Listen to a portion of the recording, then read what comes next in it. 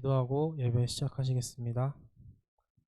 하나님, 오늘 우리에게 비대면 예배 혹은 가정 예배를 허락하심에 감사합니다. 우리가 어떠한 상황 속에서도 부르신 곳에서 각자의 자리에서 예배할 수 있는 주의 자녀가 될 수 있도록 해주세요. 예수님의 이름으로 기도드렸습니다. 밤이나 낮이나 어제나 오늘도 영원히 주만 찬양해.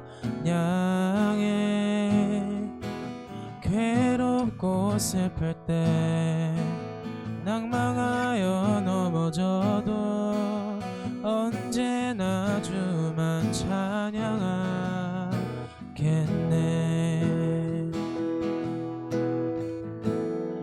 나의 소망 되신 주를 바라봅니다. 다시 오실 나의 왕 예수, 주를 기다립니다.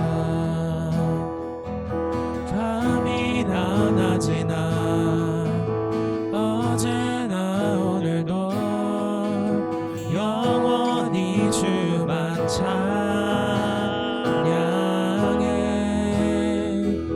괴롭고 슬플 때 낭망하여 넘어져도 언제나 주만 찬양하게.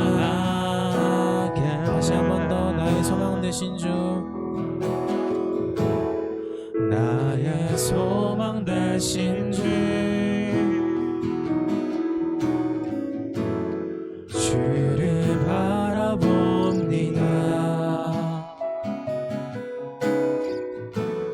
다시 오실 나의 왕 예수,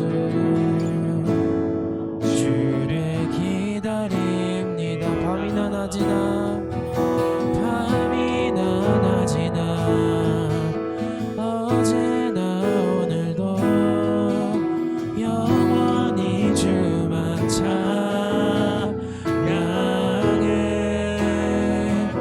괴롭고 슬플 때 낭망하여 넘어져도 언제나 주만 찬양.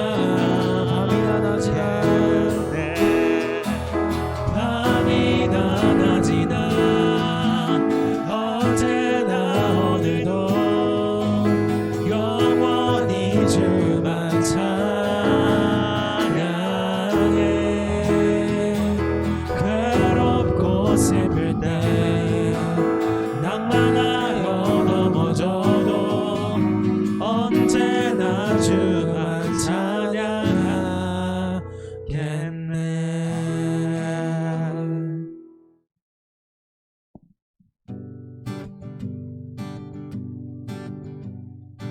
우리는 주의 움직이는 교회, 이곳은 주님을 위한 자리.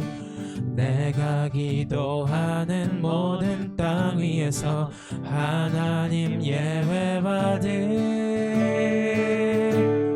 그날을 고대하네. 나의 노래로 주님의 성전을 지으리. 높임을 받으소서. 이스라엘의 찬송 중 거하신 주님은 거룩하십니다. 두 손 들어 주님의 보좌를 만들고 온 맘 다해 경배하리. 구름 날개 사이에 임하신 것처럼 내 위에 임하소서. 하나님 우리가 이곳에 섰으니 이 땅 지주하소서. 하나님 우리가 어디에 있든지 주를 높이리라. 열방들아 주님을 송축할지어다. 그 발 앞에 입 맞추라.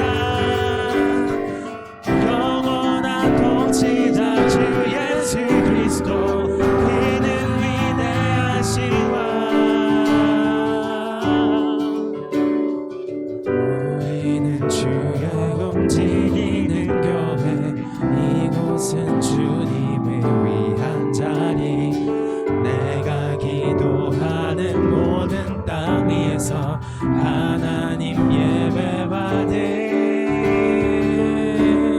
그날을 고대하네.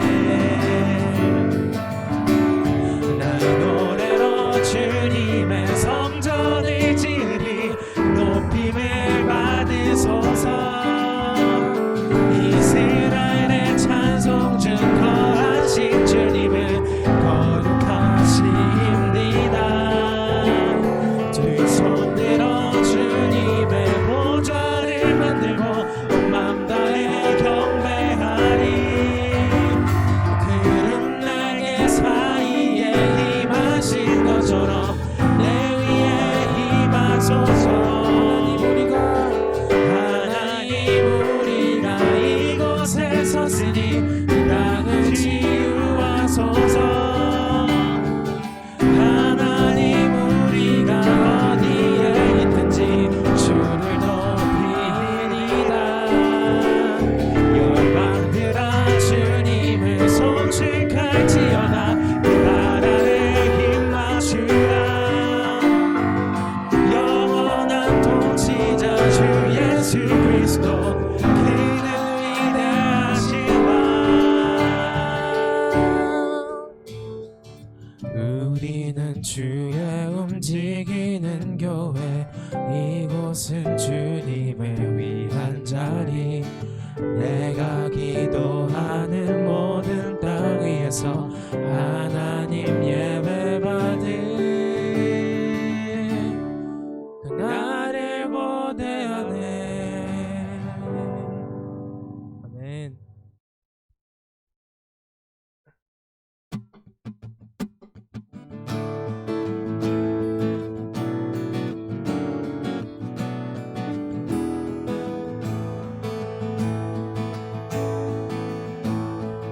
교회여 일어나라.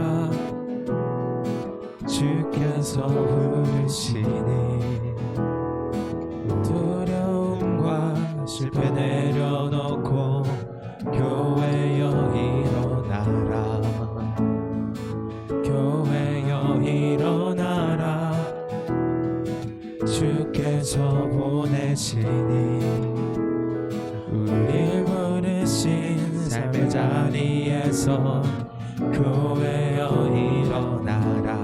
우린 세상의 빛 어둠을 밝히는 하나님의 편지.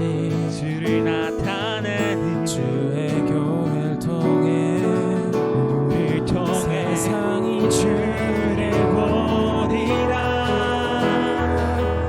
일어나라 아버지 사랑으로 아버지 능력으로 서로 하나 되어 그 빛을 비추라. 노래하라 아버지의 사랑을 아버지의 크심을 이 삶의 노래로 주님을 나타내라.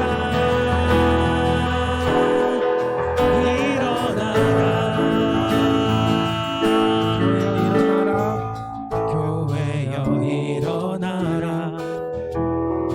주께서 부르시니 두려움과 실패 내려놓고 교회여 일어나라. 교회여 일어나라. 교회여 일어나라. 주께서 보내시니 우리 부르신 삶의 자리에서 교회여 일어나라. 우린 세상의 빛 세상의 빛 어둠을 밝히는 하나님의 편지. 주를 나타내는 주의 교회를 통해 우리를 통해 세상이 주를 보리라. 일어나라 아버지 사랑으로 아버지 능력으로 서로 하나 되어 그 빛을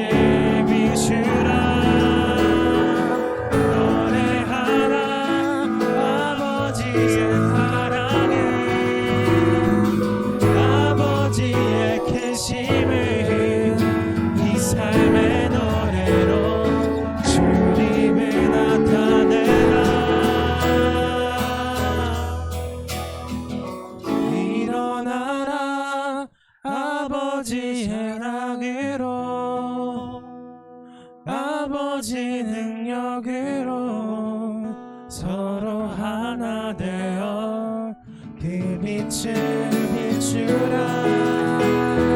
노래하라 아버지의 사랑이, 아버지의 계심이 이 삶의 노래로 주님을 나타내라.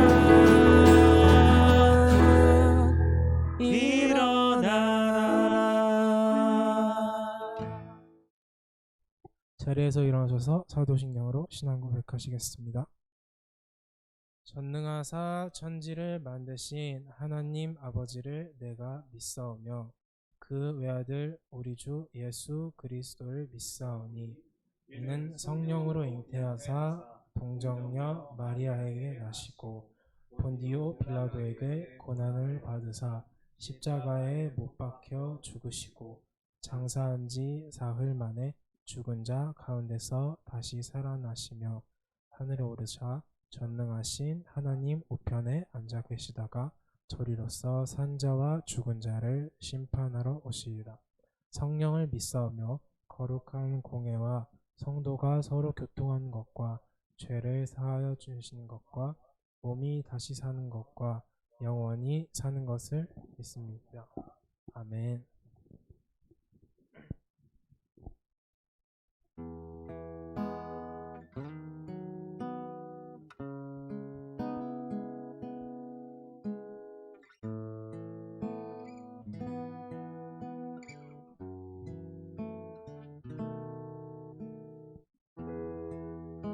혼자서만 세상을 사는 듯이 주가 멀어 보이기만 할 때 우리는 바라보아야 하네. 우리에게 오셨던 그 주님을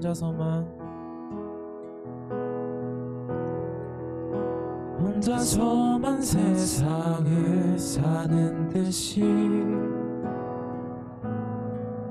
주가 멀어 보이기만 할 때 우리는 바라보아야 하네. 우리에게 오셨던 그 주님을, 주님이 우리의 아픈 마음을 아시네. 가까이서 우리의 아픔에 공감하시네. 우리 가운데 찾아오셨던 그 주님이 우리의 모든 상황에 공감하시네.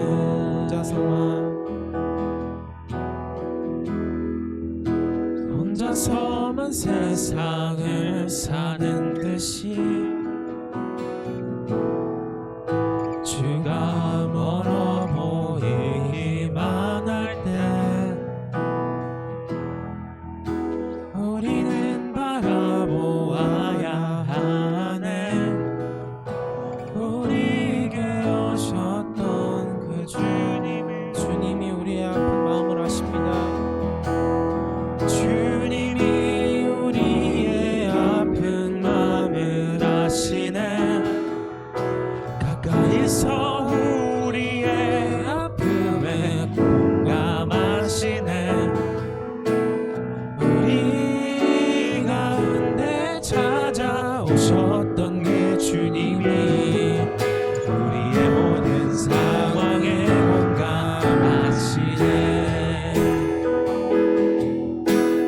주님이 우리의 아픈 마음을 아시네. 가까이서 우리의 아픔에 공감하시네. 우리 가운데 찾아오셨던 그 주님이 우리의 모든 상황에 공감하시네. 우리 이 시간 잠깐 기도할 때요, 주님이 우리 아픈 마음을 아십니다. 주님이 우리가 예배를 사모하는 마음을 아십니다. 하나님, 우리가 당신의 움직이는 성전이오니 우리가 각자의 자리에서 신령과 진정으로 당신을 찬양하고 예배하기 원한다고 각자 부르신 곳에서 작은 소리라도 소리내어서 기도하시겠습니다.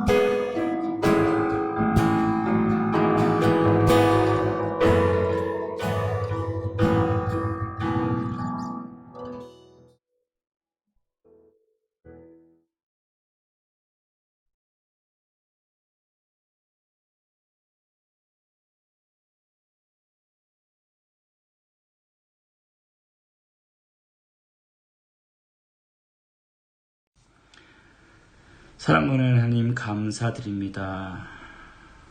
매일같이 들리는 불안하고 어둡고 두렵게 만드는 모든 소식 속에서도 우리 각 사람을 붙잡아 주옵시고, 또한 이 시간 주님을 기억나게 하여 주옵시며 이 예배를 통하여 주님을 만나게 하여 주시니 감사드립니다.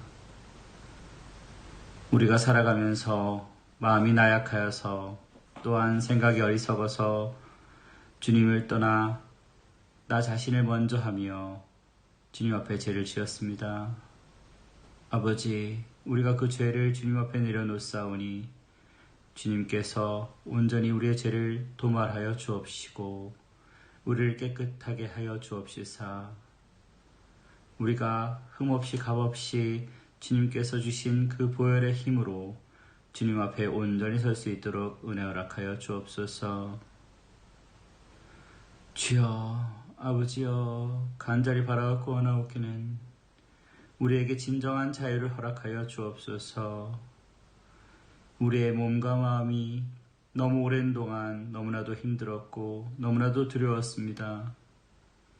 주님께서 은혜와 사랑을 허락하여 주옵시사, 속히 우리의 몸과 우리의 생각과 우리의 모든 것이 자유해지게 하여 주옵시며, 혹시라도 묶여있고 혹시라도 무너졌던 모든 것들 주님께서 온전히 허락하신 은혜로 회복시켜 주옵소서.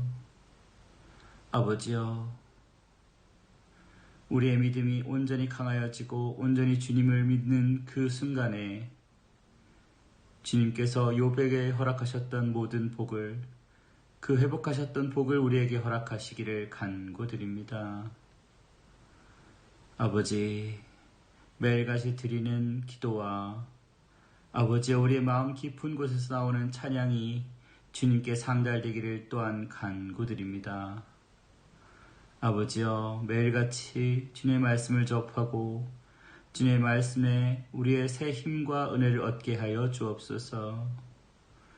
더욱이 오늘 주님께서 세우신 목사님, 주님의 말씀 전하실 텐데 매번 매 순간 말씀 전하실 때마다 성령의 힘입어 온전히 진실하게 주님의 진리를 전할 수 있는, 그 말씀을 전할 수 있는 주의 말씀의 도구로 삼아 주옵소서. 항상 몸과 마음의 강건함을 허락하여 주옵시고 지치거나 상하지 않게 은혜 허락하여 주옵소서.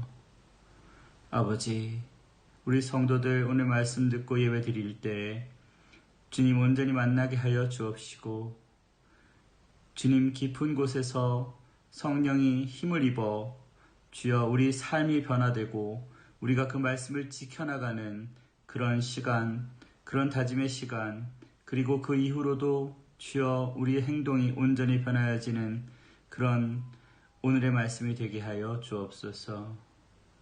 주여, 이 순간도 아버지여 이 예배를 위해 수고하는 자들이 있습니다. 우리가 알든지 알지 못하든지 주님께서 온전히 기억하여 주옵시고 그들의 수고와 주여 그 땀에 주님께서 복으로 허락하여 주옵시사 온전히 갚아 주옵시고 이끌어 주옵소서. 아버지 사랑합니다. 감사드립니다. 오늘도 주님을 위해 그리고 주님과 함께 하루를 살아내겠습니다. 모든 것 믿사오며 이 모든 기도 우리를 구원하시고 사랑하시사 한 몸까지 내어주신 주 예수의 이름 받들어 기도드립니다. 아멘.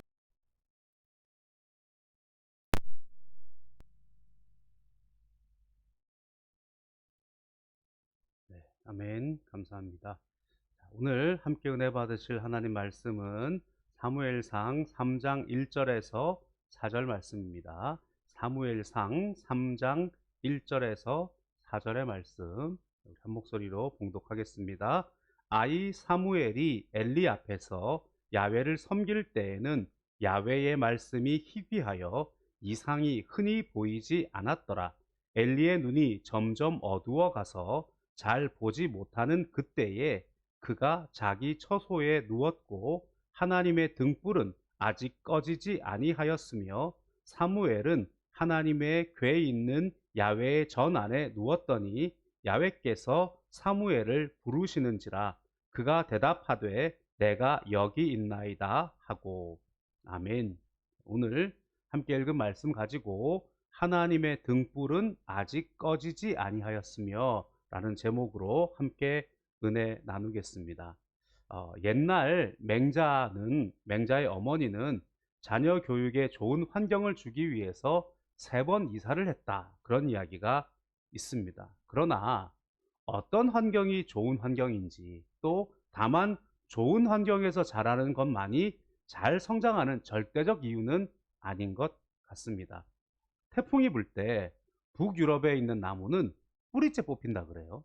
그런데 우리 한국에 있는 나무는 부러질지언정 뽑혀지는 경우는 잘 없습니다. 왜 그런가 하면 북유럽은 물이 풍부해서 나무가 뿌리를 깊게 내릴 필요가 없다 그래요. 그러나 한국의 나무는 뿌리를 깊게 내리기 때문에 웬만한 폭풍에는 쓰러질지언정 빠지진 않는다. 그렇게 이야기를 하지요.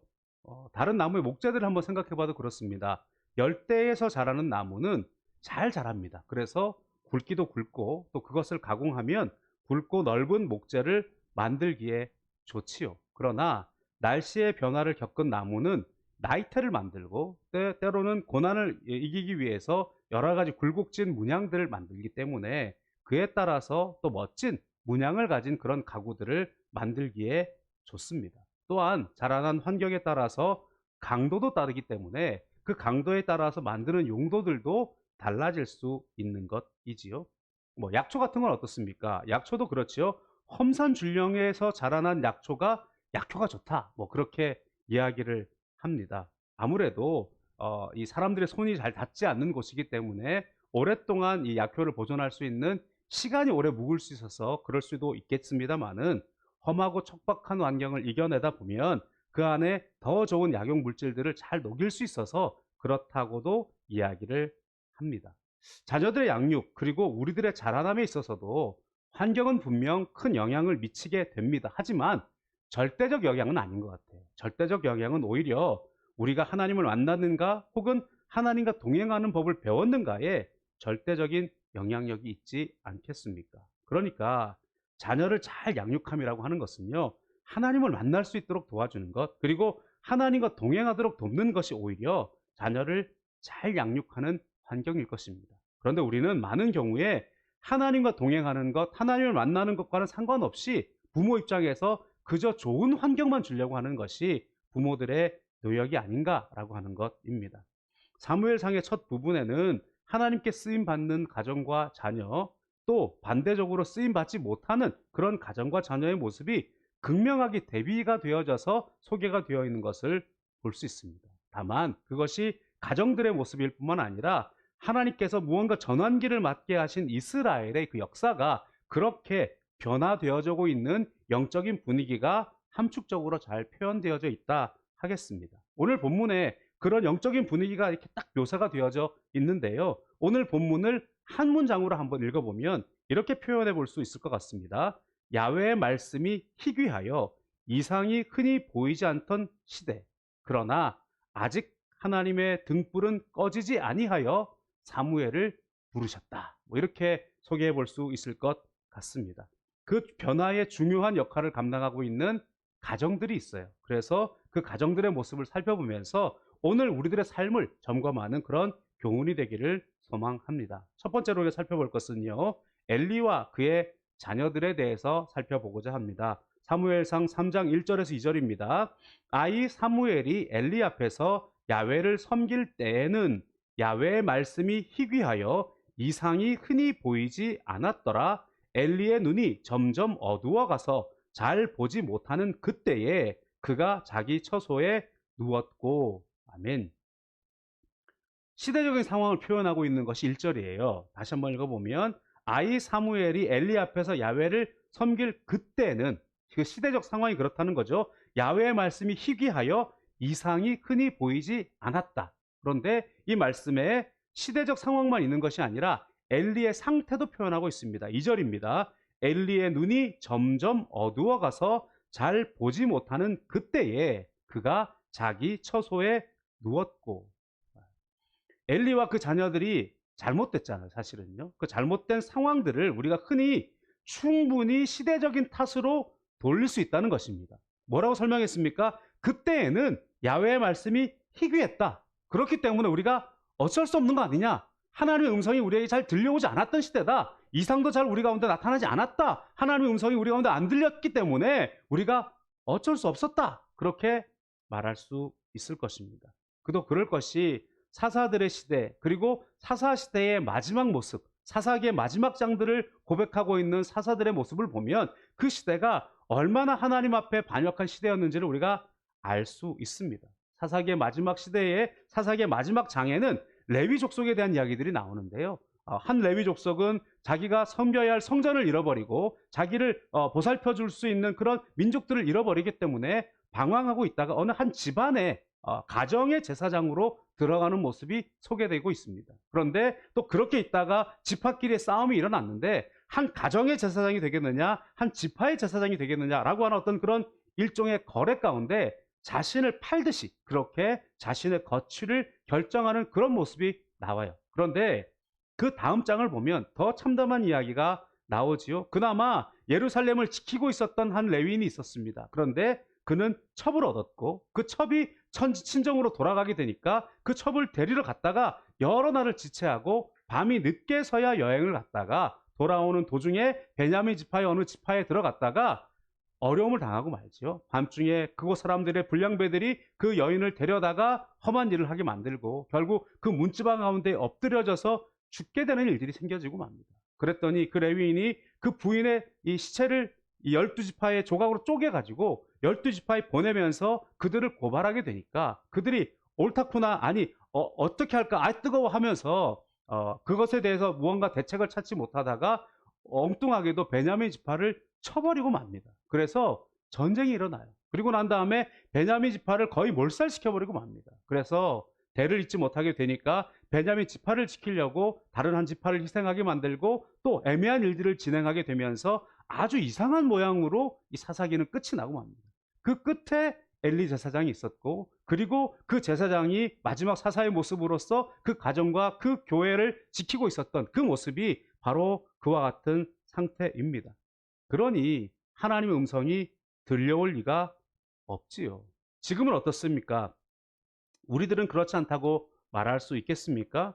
하나님의 말씀보다도 우리가 다른 출처를 알 수 없는 여러 가지 소문들에 더 민감해져 있습니다. 오늘날은요, 어떤 책이나 어떤 바르게 된 정보들이 아니라 자기들이 원하는 정보를 막 얻을 수 있는 그런 시대가 되어져서 수많은 정보들, 출처도 알지 못하는 그 정보들에 마음이 휩쓸려 버리고 말아요.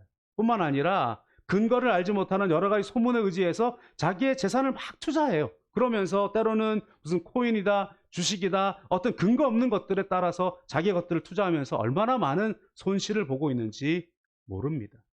성경의 말씀대로 마땅한 것을 사랑하지 못하고 성경의 말씀대로 감정의 방향도 어긋나 버리고 있는 그 마지막 시대, 하나님의 음성에 반응하지 않는 세대가 오늘의 세대가 아닙니까? 디모데후서 3장 1절에 5절은 오늘의 세대를 이렇게 고발하고 있습니다. 너는 이것을 알라. 말세에 고통하는 때가 이르러 사람들이 자기를 사랑하며 돈을 사랑하며 자랑하며 교만하며 비방하며 부모를 거역하며 감사하지 아니하며 거룩하지 아니하며 무정하며 원통함을 풀지 아니하며 모함하며 절제하지 못하며 사나우며 선한 것을 좋아하지 아니하며 배신하며 조급하며 자랑하며 쾌락을 사랑하기를 하나님 사랑하는 것보다 더하며 경건의 모양은 있으나 경건의 능력을 부인하니 이 같은 자들에게서 내가 돌아서라.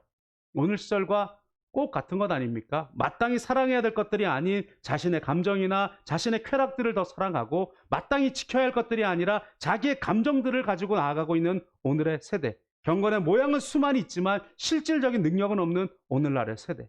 실절에는 이런 말씀도 있지요. 디모데후서 3장 7절입니다.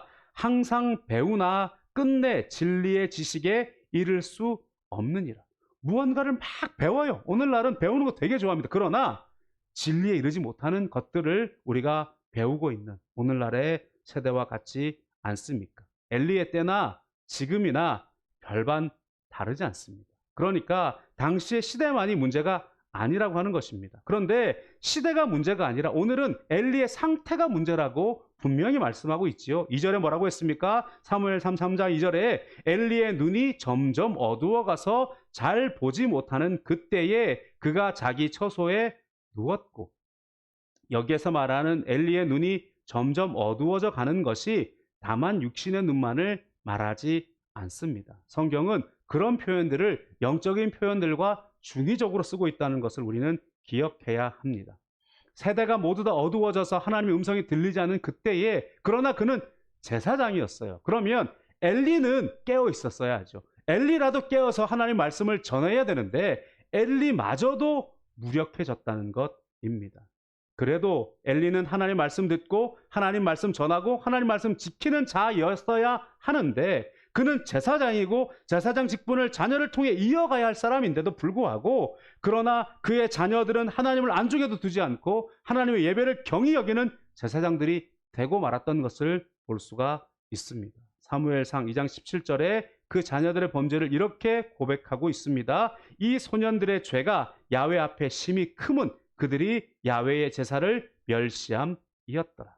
제물을 사람들이 바치는데 제물을 하나님께 올리기 전에 자기들이 먼저 취하고 사람들이 기름을 먼저 태운 다음에 가져가라 해도 내가 먼저 가져가야 되겠다고 그렇게 고집을 피우고 결국에는 예배하러 온 사람들에게 성적인 추행을 하게 되는 그런 악한 일을 범하는 그런 아들들의 모습이 되어 버렸습니다. 그때에 무엇라고 말씀하고 있습니까? 이들의 죄가 큰 것은 그들이 야훼의 제사를 멸시했다, 이렇게 말씀하고 있습니다. 나중에 아버지가 그 모든 이야기를 듣고 책망해요. 그러나 아버지의 말도 듣지 않고요, 종국에는 하나님의 음성도 듣지 않는 자녀들이 되고 말았습니다. 사무엘상 2장 25절입니다. 사람이 사람에게 범죄하면 하나님이 심판하시려니와 만일 사람이 야훼께 범죄하면 누가 그를 위하여 간구하겠느냐 하되, 이는 엘리가 그 아들들에게 한 말이지요. 그런데 그들이 자기 아버지의 말을 듣지 아니하였으니 이는 야훼께서 그들을 죽이기로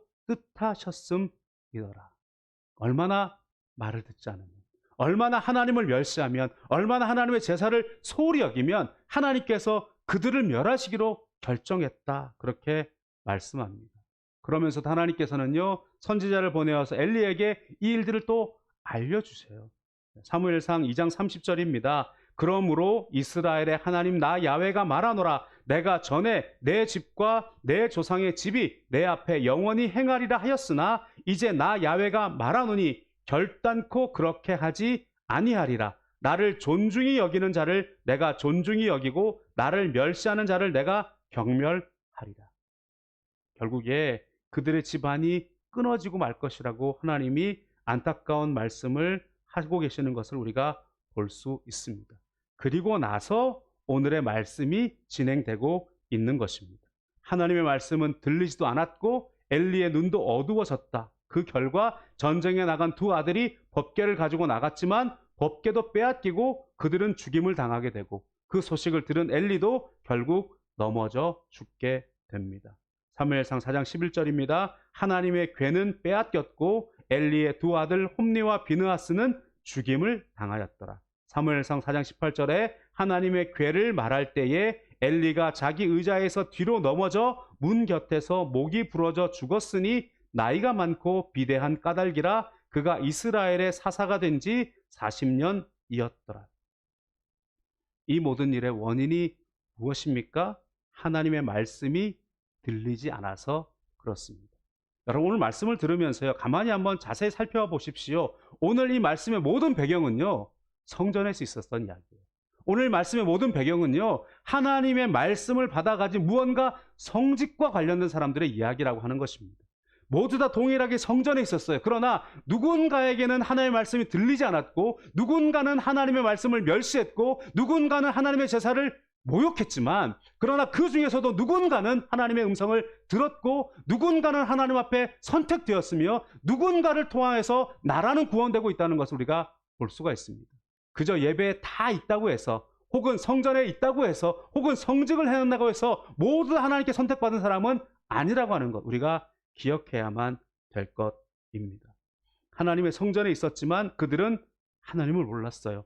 엘리는 눈이 점점 어두워졌고 그의 아들들은 하나님의 말씀을 무시하고 예배를 경히 여겼습니다. 명목상 제사장이 아니고 명목상 크리스천이 아닙니다. 우리는 하나님을 힘써 알아야 합니다. 호세아 4장 6절에 이렇게 말씀합니다. 내 백성이 지식이 없으므로 망하는도다. 네가 지식을 버렸으니 나도 너를 버려 내 제사장이 되지 못하게 할 것이요 내가 내 하나님의 율법을 잊었으니 나도 내 자녀들을 잊어버리리라. 하나님이 이스라엘에게 이렇게 말씀하자 호세아는 이렇게 외치고 있습니다. 6장 3절에 그러므로 우리가 야훼를 알자, 힘써 야훼를 알자. 그의 나타나심은 새벽빛같이 어김없나니 비와 같이 땅을 적시는 늦은 비와 같이 우리에게 임하시리라 하니라. 우리가 하나님을 알아야 합니다. 하나님을 힘써 알아야 합니다. 우리가 마음 없고 말씀 없고 지식 없는 상태에서 행위만 있다고 해서 우리가 구원받는 것이 아님을 알아야만 할 것입니다. 오늘 우리는 하나님을 알아야 합니다. 하나님을 힘써 알아야 합니다. 예배를 목숨같이 주님 앞에 지키고 나아가는 우리들이 되어야 할 줄로 믿습니다. 두 번째 살펴볼 가정은요, 한나와 사무엘의 가정입니다. 한나와 엘리, 동시대 사람입니다. 그러므로 시대적 상황 때문에 엘리에게 눈이 어두워지고 귀가 닫힌 것이 아니라는 것을 우리는 분명히 알 수가 있습니다. 동일한 시대에 영적인 전환이 일어나고 있어요. 그리고 그 중심에 사무엘이 등장합니다.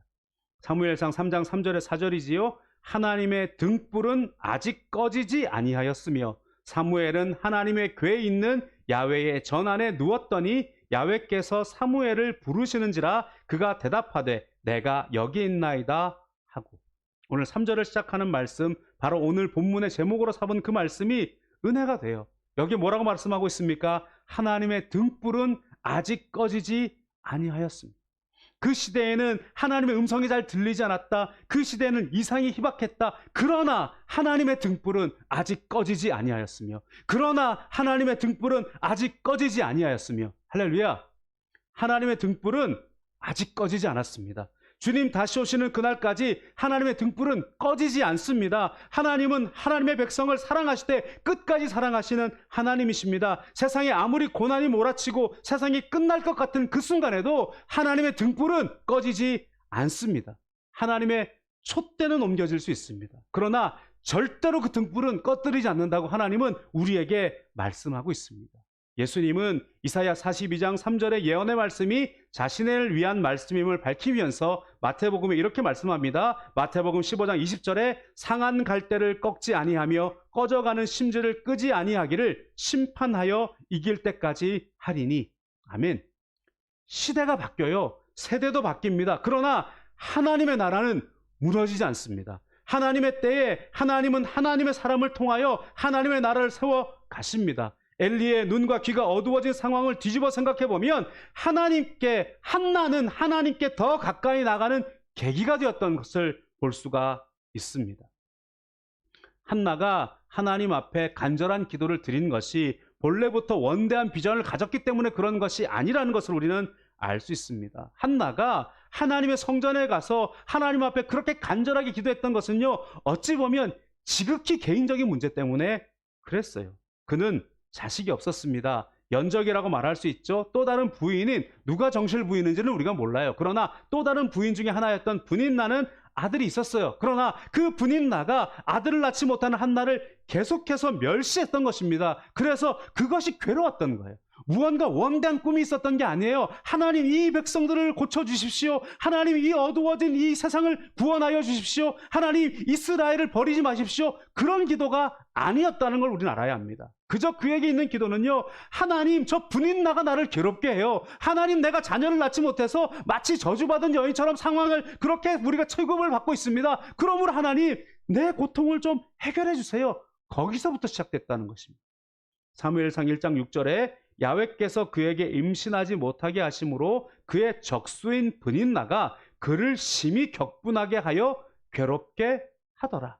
어느 날 평상시처럼 절기 때에 성전으로 올라갔습니다. 그런데 분인나가 또다시 그렇게 한 거예요. 그랬더니 한나가 마음이 괴로워서 성소로 들어가서 기도했던 것입니다. 사무엘상 1장 10절에 한나가 마음이 괴로워서 야훼께 기도하고 통곡하며, 그 기도는 원대한 기도가 아니었어요. 처음 그 기도는요, 정말로 이스라엘 구원하십시오라고 하는 그런 깊은 기도가 아니었어요. 다만 괴롭다였어요. 하나님, 나를 좀 붙잡아 주세요. 하나님, 내가 괴로워요. 내 문제 좀 해결해 주세요. 그런데 이 간절함의 깊은 곳으로 들어가면 하나님의 애타는 마음과 맞닿게 되어 있어요. 그러다 보니까 본인에게 있는 그 간절한 마음이 하나님께서 상황을 바라보면서, 민족을 바라보면서, 이 시대를 바라보면서 애통하는 마음과 알고 그랬는지 모르고 그랬는지 모릅니다. 그러나 그것이 하나가 됐던 거예요. 그래서 본인의 간절한 고백이 하나님의 애통한 마음을 찌를 수 있는 서원으로 바뀌어지게 됩니다. 사무엘상 1장 11절이에요. 서원하여 이르되 만군의 야훼여, 만일 주의 여종의 고통을 돌보시고 나를 기억하사 주의 여종을 잊지 아니하시고 주의 여종에게 아들을 주시면 내가 그의 평생의 그를 야훼께 드리고 삭도를 그의 머리에 대지 아니하겠나이다. 어쩌면 아들을 바치겠습니다라고 하는 기도도요, 지극히 개인적인 기도로부터 시작된 거예요. 그러나 그 기도를 하나님께서 받으셨고 하나님께서는 고귀하게 구별된, 선별된 그 사람이 필요하셨기 때문에 그 한나의 괴로움을 통하여 하나님의 애통하는 마음을 해결할 수 있는 그 키를 그의 기도에 넣어주셨던 것입니다. 나의 간절함이 하나님의 애통함과 닿을 수 있어요. 우리 가운데 상황의 문제가 오히려 하나님의 뜻을 이해할 수 있는 키가 될 수 있습니다. 우리들이 어찌할 수 없는 상황 속에 하나님밖에 붙잡을 수 없는 그 상황 속에서 우리가 하나님 앞에 기도하다 보면 이 문제 해결에 하나님의 뜻과 맞닿는 경우들이 있다라고 하는 것입니다. 그리고 하나님께서는 그 기도에 응답하여 주십니다. 그런데 많은 경우에 서원에 응답이 되고 난 다음에 그 서원을 갚지 못하는 경우들이 굉장히 많아요. 그러나 이 한나는요, 서원을 온전히 지킵니다. 그리고 그것을 기쁨과 감사함과 찬송함으로 주님 앞에 올려드려요. 하나님께서 주셨는데 마침 기도 응답받아서 주시긴 주셨는데 올려드리려고 하니까 참 아깝다, 이런 마음이 아니라 철저한 감사의 마음으로, 그리고 그 아이를 올려드리면서 하나님을 찬양하기 시작하는데 그 하나님께 올려드리는 감사와 찬양에 하나님의 놀라운 선지자적인 예언적인 찬양이 그 가운데 들어오게 되는 것을 볼 수가 있습니다. 많은 경우 간절함을 통해 하나님의 애통함과 닿는 기도까지는 가요. 그리고 그런데 그 위에 감사를 올려드리고 서원을 갚고 감사가 찬송이 되어져서 거기에 또다시 하나님의 깊은 계획과 하나님의 뜻을 받아들이는 데까지는 못 나가는 경우들이 많습니다. 한나의 애통함은요, 개인의 애통함이 하나님의 안타까움과 맞닿아서 아들을 드릴 수 있는 결단을 이루게 되어지지요. 그리고 하나님 앞에 그 자녀를 올려드려서 하나님이 일꾼을 만들고 난 다음에 하나님을 낳은 그 개인적인 기쁨이 하나님의 기쁨과 또 맞닿아요. 그러고 났더니 하나님의 뜻이 그 기쁨의 찬송 속에 녹아 들어와서 그것이 예언의 말씀처럼 되어지고 있는 것을 볼 수가 있습니다.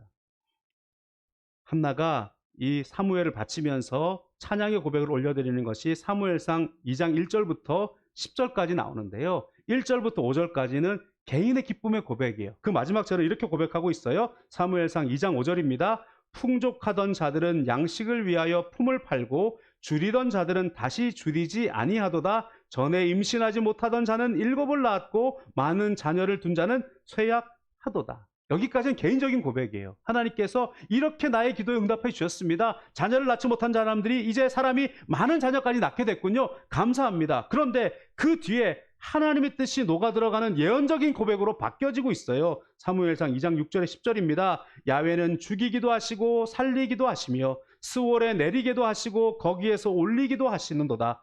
야훼는 가난하게도 하시고 부하게도 하시며 낮추기도 하시고 높이기도 하시는도다. 가난한 자를 진토에서 일으키시며 빈궁한 자를 거름더미에서 올리사 귀족들과 함께 앉게 하시며 영광의 자리를 차지하게 하시는도다. 땅의 기둥들은 야훼의 것이라 야훼께서 세계를 그것들 위에 세우셨도다. 그가 그의 거룩한 자들의 발을 지키실 것이요 악인들을 흑암 중에서 잠잠하게 하시리니 힘으로는 이길 사람이 없음이로다. 야훼를 대적하는 자는 산산이 깨어질 것이라 하늘에서 우레로 그들을 치시리로다. 야훼께서 땅끝까지 심판을 내리시고 자기 왕에게 힘을 주시며 자기의 기름 부음 받은 자의 뿔을 높이시리로다 하니라.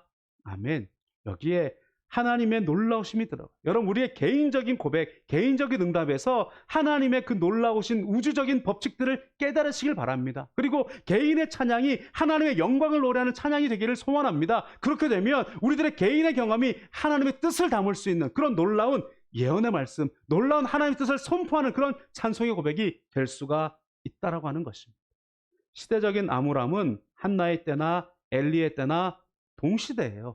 개인적인 암울함은 한나가 더 심했을 것입니다. 그런데 한나는 기도했고 엘리는 그 순간 하나님 앞에 엎드리지 못했습니다. 같은 상황이라고 같은 결과를 내는 것이 아닙니다. 그 상황에 반응하는 나의 모습이 문제입니다. 하나님의 등불은 아직 꺼지지 않았으니 사무엘이 준비됩니다.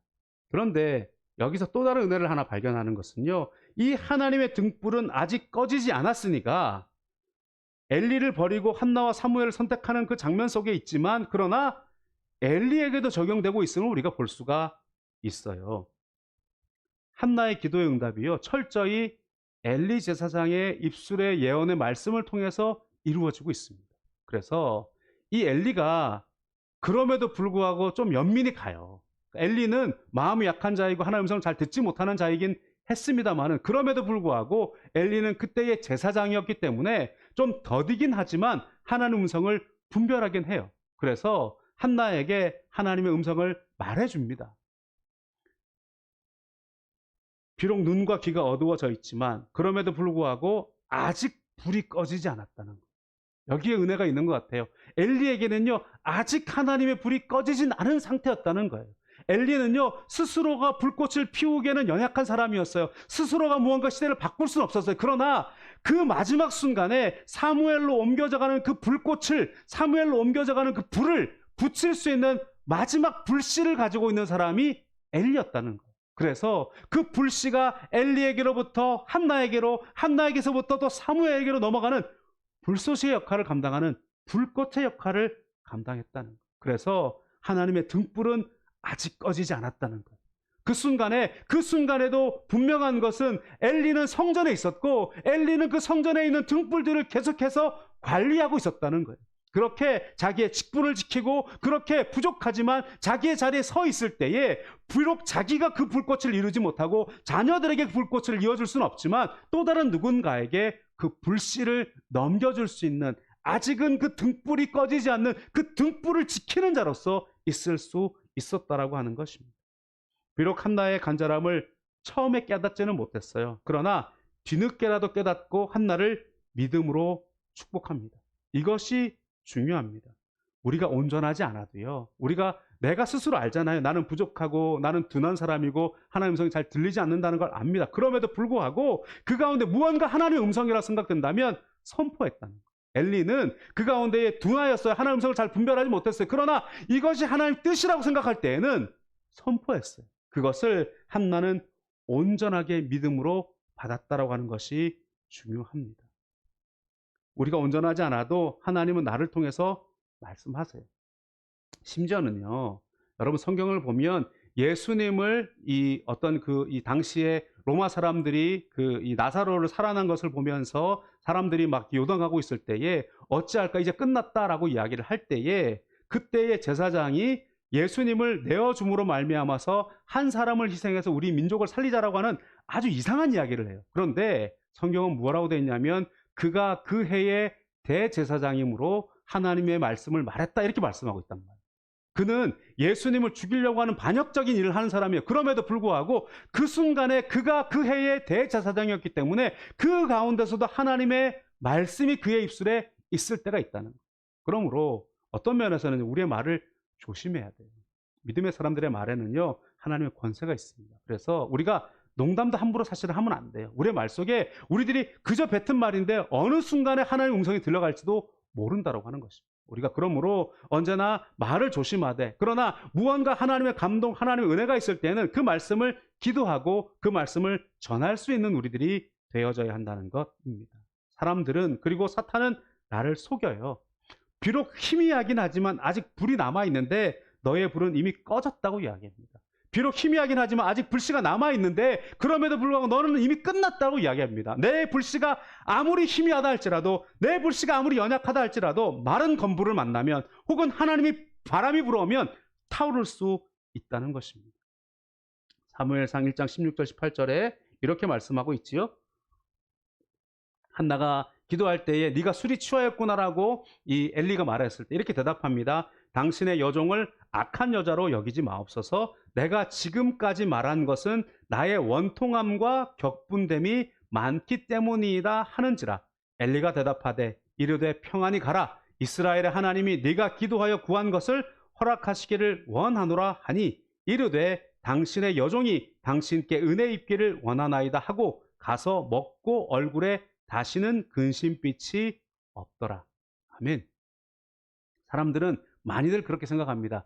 에이, 엘리가 말하는 건데 무슨 응답이 있겠어? 에이, 저 목사가 말하는데 무슨 응답이 있겠어? 아이, 저 사람 하는 일이 그런데 하나님이 뭐라고 말씀하시겠어? 아니라는 거예요. 그 순간에도 하나님의 음성이 들어갈 수 있다는 것입니다. 엘리는 그렇게 순수하게 그에게 말해 주었고 이 한나는 순전하게 그 말씀을 받았어요. 그랬더니 하나님께서 그때에 잉태를 허락하여 주시고 사무엘을 주셨다는 거예요. 뿐만 아니라 사무엘을 그렇게 다시 올려들었을 때 엘리가 또다시 축복합니다. 그때에 하나님께 그 태를 여셔서 오남매를 또다시 허락하여 주는 놀라운 일들도 있었다는 거예요. 오늘 본문의 배경도 그래요. 이와 같은 상황일 때 하나님의 음성은 들리지 않았다. 이상이 흔하지 않았다. 그런데 엘리는 눈이 어두웠다. 그런데 하나님께서는 그 불꽃을 아직도 꺼뜨리지 않아서 사무엘을 부르셨다. 그때에 사무엘이 주님 내가 여기 있습니다 말하였는데 하나님이 부르셨다는 걸 몰랐어요. 그리고는 엘리에게 자꾸만 찾아가지요. 그랬더니 엘리가 아니야 나 안 불렀어. 잠 깨우지 말고 다시 자라. 계속 그렇게 이야기합니다. 그러나 세 번째 그런 일이 다가오니까 아 하나님이 부르셨구나 라는 것을 깨달아요. 그리고 난 다음에 사무엘에게 주의 종이 듣겠나이다라고 고백하라 그렇게 권면해 줍니다. 사무엘상 3장 8절에 10절입니다. 야훼께서 세 번째 사무엘을 부르시는지라 그가 일어나 엘리에게로 가서 이르되 당신이 나를 부르셨기로 내가 여기 있나이다 하니 엘리가 야훼께서 이 아이를 부르신 줄을 깨닫고 엘리가 사무엘에게 이르되 가서 누웠다가 그가 너를 부르시거든 네가 말하기를 야훼여 말씀하옵소서 주의 종이 듣겠나이다 하라 하니 이에 사무엘이 가서 자기 처소에 누우니라 야훼께서 임하여 서서 전과 같이 사무엘아 사무엘아 부르시는지라 사무엘이 이르되 말씀하옵소서 주의 종이 듣겠나이다 하니 엘리의 전언이 사무엘이 하나님의 음성을 듣는 도구가 되고 있다는 것입니다. 불꽃이 약해도 불쏘시개 점화 스파크는 될 수 있어요. 여러분 아무리 땔감이 준비되어 있고요. 아무리 불이 붙을 수 있는 환경이 준비가 되었다 할지라도 불꽃이 없으면 불을 붙일 수 없어요. 적어도 엘리는 비록 자신의 불꽃이 약했지만 마지막 불씨를 다음 세대에 넘겨줬어요. 그래서 그렇게 꺼지지 않은 하나님의 등불이 사무엘을 통하여 밝히 피어오를 수 있도록 되었다라고 하는 것입니다. 그런데 이 하나님의 등불이 우리가 알고 있는 것처럼 사무엘을 통하여 활활 타올랐는데, 우리가 하나 또 이 숙제처럼 봐야 되는 한 가지 장면이 있어요. 사무엘은 하나님 앞에 아무런 그 흠이 없는 자로 사용됩니다. 세상에 성경에 보면 많은 선지자들이나 많은 왕들이나 그 중간에 흠결을 고백하는 부분들이 있는데, 사무엘은 그런 게 전혀 없어요. 그런 보기 드문 사람 중에 한 사람이지요. 그런데 그의 자녀는 그 불꽃을 이어받지 못했어요. 세 번째로 우리가 살펴볼 것은요, 사무엘과 그 아들들의 모습입니다. 사무엘이 늙었을 때에 사무엘상 8장 1절 5절 이런 말씀이 있습니다. 사무엘이 늙음에 그의 아들들을 이스라엘 사사로 삼으니 장자의 이름은 요엘이요 차자의 이름은 아비아라. 그들이 브엘세바에서 사사가 되니라. 그의 아들들이 자기 아버지의 행위를 따르지 아니하고 이익을 따라 뇌물을 받고 판결을 굽게 하니라. 이스라엘 모든 장로가 모여 라마에 있는 사무엘에게 나아가서 그에게 이르되 보소서 당신은 늙고 당신의 아들들은 당신의 행위를 따르지 아니하니 모든 나라와 같이 우리에게 왕을 세워 우리를 다스리게 하소서 한지라. 이 말씀은 좀 숙제로 남아 있어요. 우리가 엘리는 엘리의 잘못을 우리가 명확하게 알 수 있어요. 그리고 엘리의 아들들은 왜 그렇게 됐는지도 알 수 있어요. 그리고 사무엘은 어떻게 하나님 앞에 사용되었는지 한나의 그런 순전한 마음도 우리가 잘 알 수 있어요. 그런데 사무엘의 자녀들이 그렇게 뜻대로 되진 않았다라고 하는 것이 굉장히 숙제가 됩니다. 사무엘은 분명히 예배를 소홀하지도 않았고, 사무엘은 분명히 하나님을 멸시하지도 않았고, 하나님의 음성을 듣는 사람이었고, 하나님의 말씀을 전하는 사람이었고, 하나님 앞에 기도하는 죄를 범하지 않겠다라고 그렇게 백성을 위하여서 순전하게 하나님의 사명을 감당한 분명한 하나님의 등불이었어요. 그런데 자녀들을 향한 평가는 그다지 좋지 않아요. 어쨌든 분명하게 오늘 말씀하고 있는 것은 사무엘의 아들들은 하나님의 마음에 그리고 백성들의 마음에 합하지 못했다는 거예요. 물론 백성들이 요구하는 왕을 달라고 했던 요구는 사무엘도 하나님의 마음도 기뻐하시는 일은 아니었어요. 그러나 여기서도 우리가 살펴볼 수 있는 것은요, 여기서도 여전히 하나님의 등불은 아직 꺼지지 아니하였으며가 유효하다는 걸 볼 수가 있어요. 분명한 것은 사사의 시대는 마무리가 되어져야 돼요. 그리고 하나님이 사울이라고 하는 또 어떤 과도기적인 왕을 세우기도 하지만 결국 다윗이 왕이 되어야 하고, 그 다윗의 계보를 통하여서 우리 주 예수 그리스도가 오셔야 하기 때문에 시대의 변화가 필요한 상황이었어요. 그러니까 앞서 말한 여러 가지 이유의 것들이 분명히 사무엘과 그의 자녀들에게 문제가 있습니다. 그러나 또 그 가운데서도 하나님의 등불은 여전히 꺼지지 아니하여서 그 등불의 촛대가 옮겨져 가고 있는 순간인 것을 우리는 볼 수 있다라고 하는 것입니다. 하나님은 모든 상황을 그리고 모든 사람을 통하여서 하나님의 일을 이루십니다. 그러면 그러니까 시대가 바뀌고 촛대가 옮겨진 것뿐이다, 그럴 수 없어요. 촛대가 옮겨진 사람은 분명하지만 버림받은 것입니다. 하나님의 역사 가운데에, 하나님의 그 등불의 그 움직임 가운데에 분명한 것은 그 가운데서 선한 일을 행한 사람은 그 선한 일로 복을 받을 것이고, 악한 일을 행한 자는 그 악한 일로 벌을 받게 된다는 것은 분명한 성경적인 원리라고 하는 것입니다. 마태복음 12장 35절에 선한 사람은 그 쌓은 선에서 선한 것을 내고 악한 사람은 그 쌓은 악에서 악한 것을 내느니라 말씀하고 있어요. 이사야 3장 10절 11절에서 너희는 의인에게 복이 있으리라 말하라. 그들은 그들의 행위의 열매를 먹을 것이며 악인에게는 화가 있으리니 이는 그의 손으로 행한 대로 그가 보응을 받을 것임이니라. 우리가 선한 사람은 선한 일을 해서 선한 열매를 먹게 되어 있고, 악한 일을 행한 사람은 악한 일을 해서 악한 열매를 맺게 되어 있는데, 그 행위와 그 근본이 같다고 말씀하고 있다는 거예요.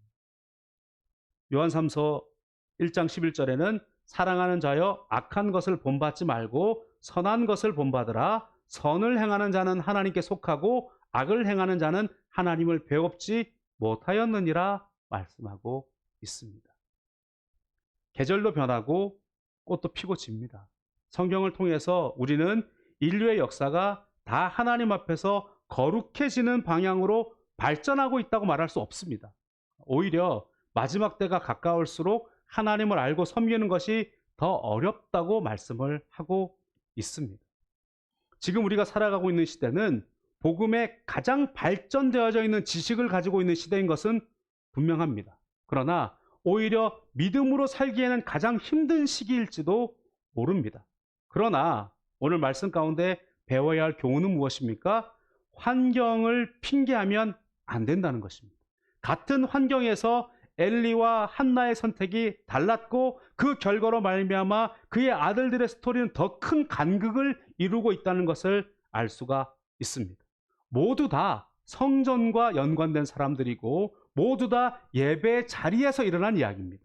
그런데 한 부류는 하나님을 간절히 찾았고 하나님의 말씀에 온전히 순종하는 길을 선택했고 한 부류는 하나님의 말씀을 멸시했고 예배를 경히 여김으로 말미암아서 이루어진 일입니다. 하나님의 등불은 여전히 꺼지지 않습니다. 그 하나님의 등불의 촛대가 옮겨질 뿐입니다.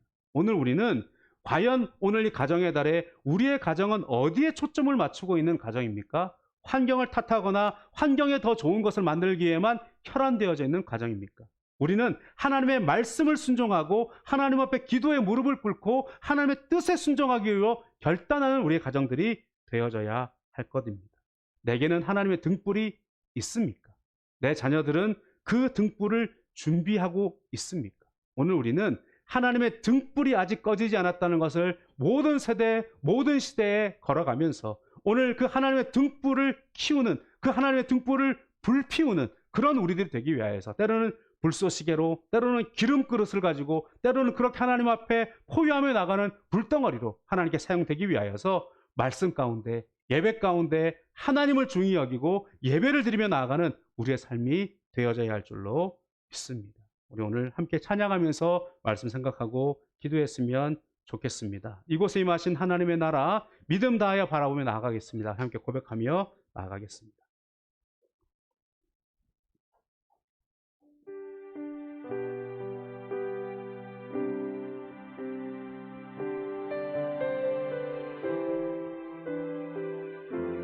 하나님의 나라는 망하지 않습니다. 하나님의 등불은 결단코 꺼지지 않습니다. 하나님께서는 그 시대 속에서 하나님의 등불을 밝힐 사람들을 찾고 있습니다. 오늘 우리들이 하나님의 등불을 밝히는 사람 되기 위하여서 기름을 준비하고 등을 준비하고 그렇게 하나님의 불꽃을 피워나가는 우리 모두가 되기를 간절히 사모합니다. 우리 그와 같은 마음으로 함께 찬양하며 나가겠습니다. 이곳에 임하신 하나님 나라 가난한 마음으로 바라보리라. 먼저 그 나라 그 뜻 구하며 나의 삶 드리리. 주님이 맡기신 하나님 나라 믿음의 눈으로 바라보리라. 하늘의 뜻이 이 땅 가운데 완성될 그날까지 믿음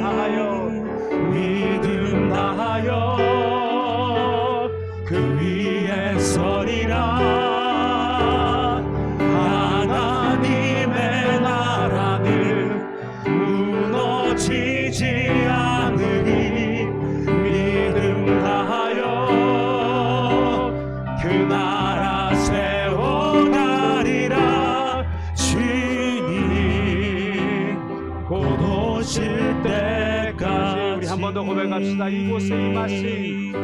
이곳에 임하신 하나님 나라 가난한 마음으로 바라보리라. 먼저 그 나라 그 뜻 구하며 나의 삶 드리리. 주님이 맡기신 예수님이 맡기신 하나님 나라 믿음의 눈으로 알아보리라. 하늘의 뜻이 이 땅 가운데 완성될 그날까지 믿음하여 그 위에 서리라.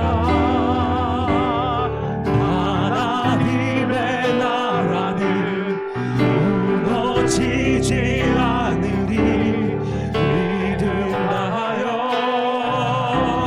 그 나라 세워가리라. 주님 오시는 때까지 믿음하여 위에 서리라. 우리가 예배하는 것을 쉽지 않도록 만들지도 모릅니다. 하나님 말씀이 잘 들려오는 시대가 되어져서 우리가 어쩔 수 없다고 말하게 될지도 모릅니다. 그러나 오늘 우리 가운데 개인적인 여러 가지 문제가 다가온다 할지라도 그 간절함은 하나님의 애통함과 맞닿을 수 있습니다. 오늘 우리 가운데 어떤 하나님의 응답을 받았습니까? 그 가운데 하나님의 역사를 고백할 수 있습니다. 오늘 우리들의 등불이 꺼지지 않을 수 있도록 믿음 다하여서 그 나라를 바라보며 오늘도 하나님 나라 우리 가운데 임할 수 있도록 우리가 믿음으로 고백하며 나아가야 할 줄로 믿습니다. 하나님의 나라는 무너지지 않으리. 하나님의 나라는 무너지지 않으리. 믿음하여 그 나라 세워가리라. 전투할 때에 하나님 내가 우리의 가정이 주님의 등불을 키우는 가정 되게 하여 주옵소서. 주님 한 몸으로 동선을 기도하겠습니다. 주여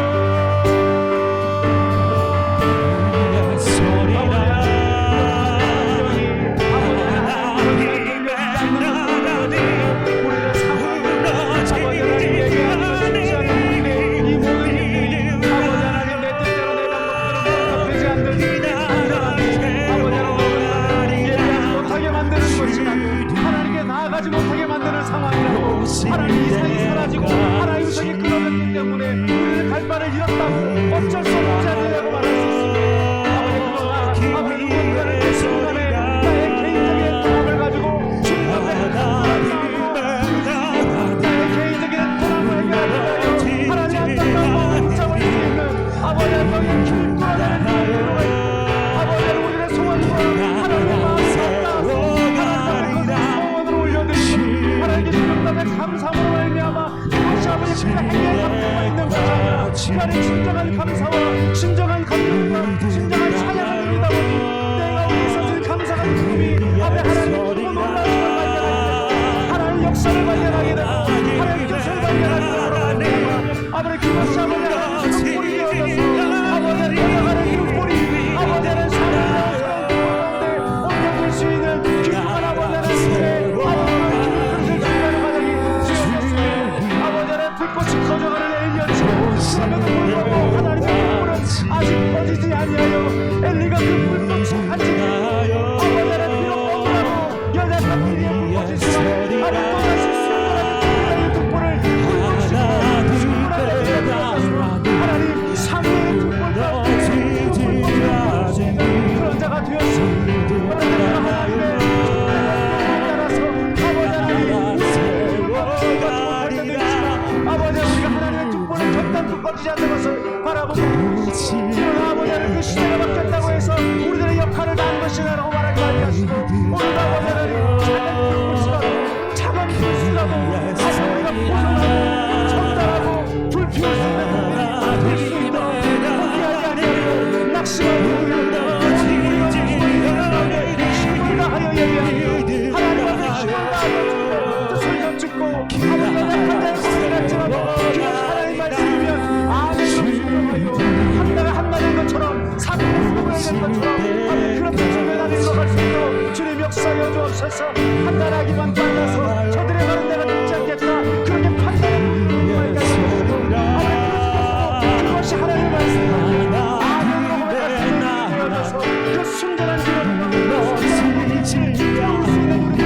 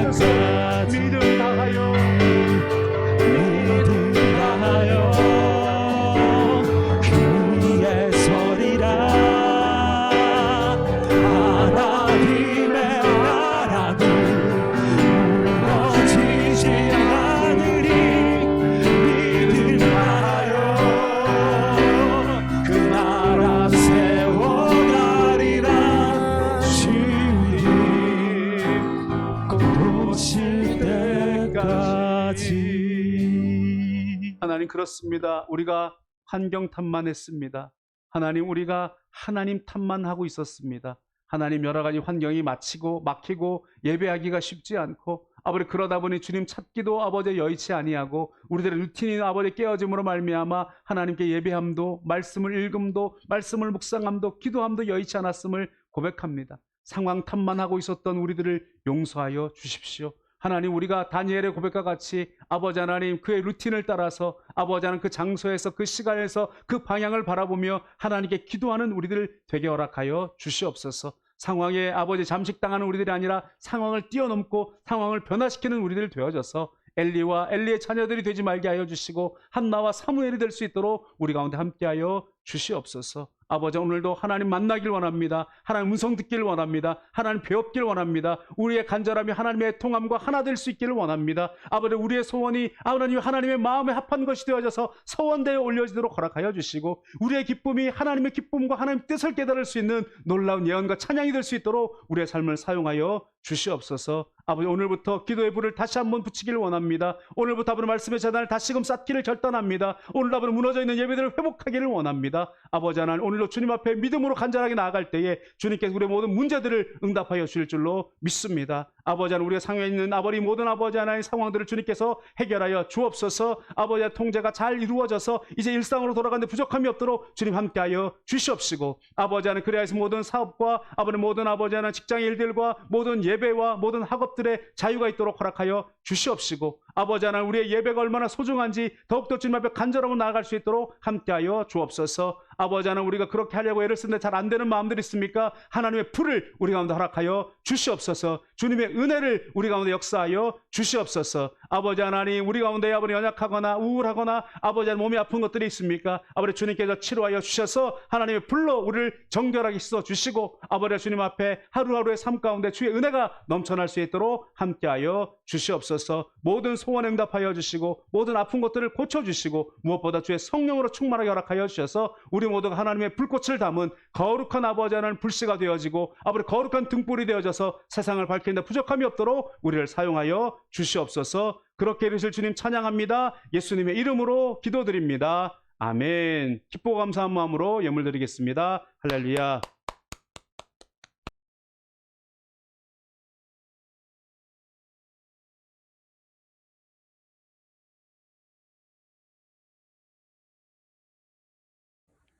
오늘도 우리의 예배를 기뻐 받으시는 주님, 비록 성전에서 모이진 못했지만 각자의 처소에서 한 성령으로 한 은혜로 예배할 수 있음에 오늘도 감사합니다.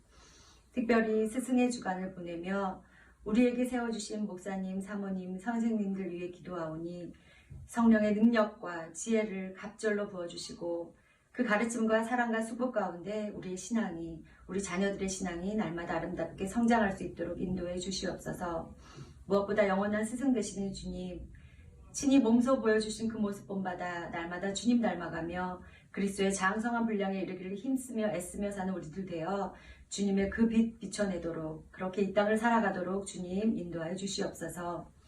오늘도 주님의 은혜 감사하며 예물 드리오니 물질의 주인은 내가 아니요 오직 주님이심을 고백하는 믿음의 고백으로 올려지게 하시고 우리의 물질이 주님 나라와 그 뜻 위에 날마다 선하게 사용되시도록 주님 인도하여 주시옵소서. 예수님의 이름으로 기도드렸습니다. 아멘.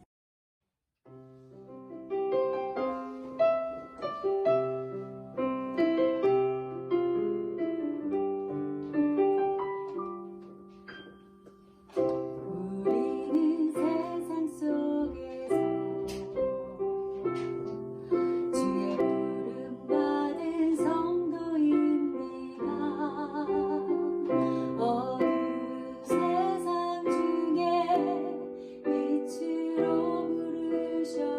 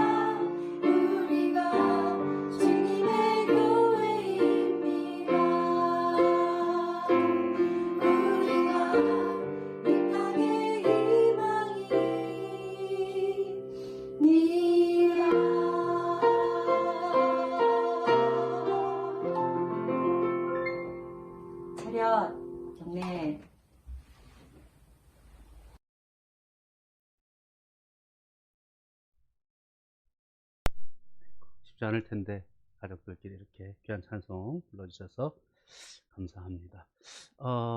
생각보다 상황이 좀 길어지고 있는데요. 속히 이 모든 상황들이 해소될 수 있도록 함께 모일 수 있는 그날을 기억하면서 또 기대하면서 기도하고 준비합시다. 우리가 기도하면 상황 바뀝니다. 그와 같은 마음으로 기도해 주시고요.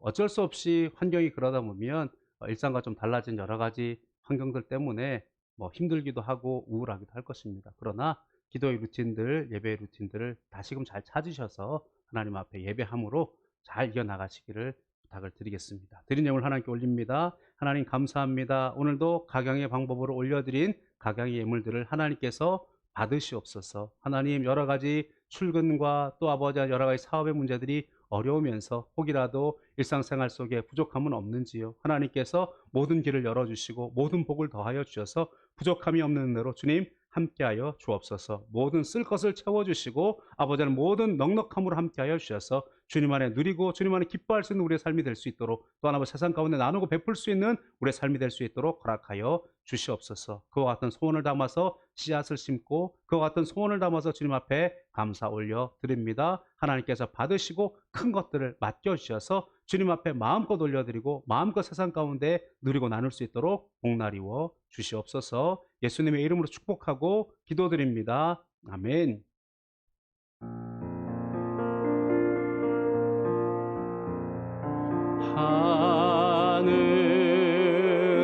하늘에 계신 아버지 이름 거룩하사 주님 나라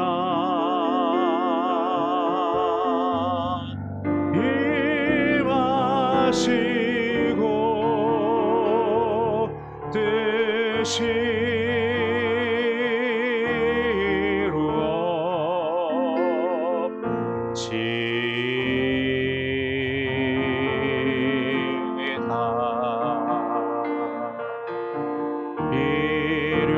일용할 양식 주시고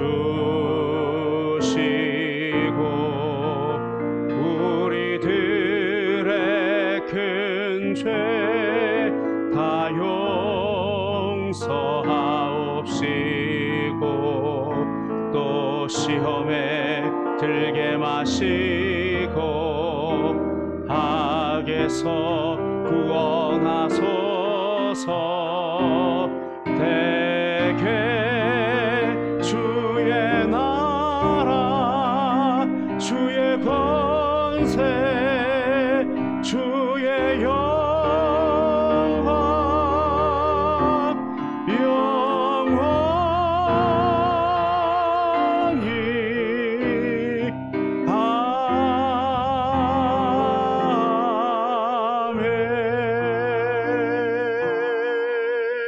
야훼는 내게 복을 주시고 너를 지키시기를 원하며 야훼는 그의 얼굴을 내게 비추사 은혜 베푸시기를 원하며 야훼는 그 얼굴을 내게로 향하여 드사 평강 주시기를 원하노라.